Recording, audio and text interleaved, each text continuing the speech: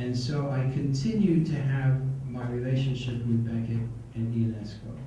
From them, more than anything, I learned how important it is to share your time with young artists. I'm Israel Horovitz, and I'm an American playwright, mostly.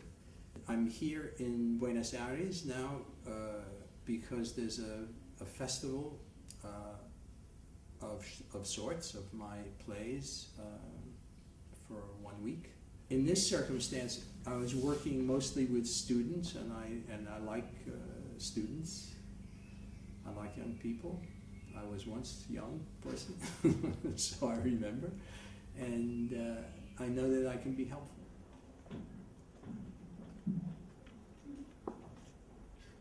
You have to go outside of your family, away from your father of chance, and find your father of choice, because it's closer to your exact life, so that you don't feel you're imitating your father's life. And there was no question in my life that I didn't want to imitate my father, who was a truck driver first and then a lawyer.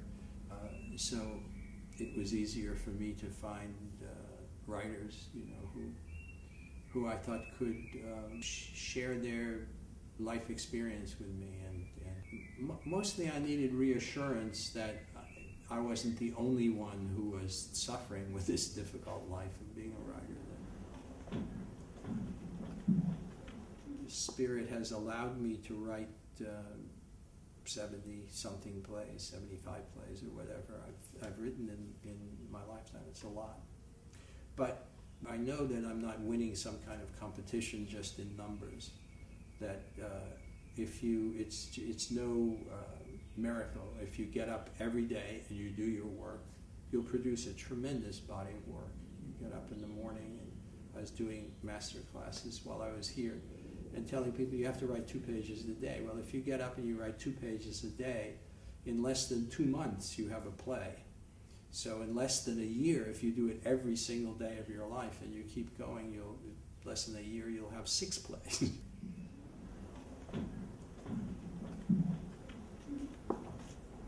Talent is a very specific thing, and talent is very definitely in your genes.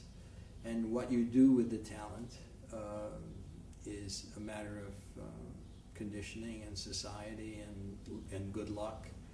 How an enormously talented writer who doesn't get up in the morning and write and produce a body of work, it's sort of like a pop gun that's being shot in the sky. It just makes a noise, but it doesn't really mean anything.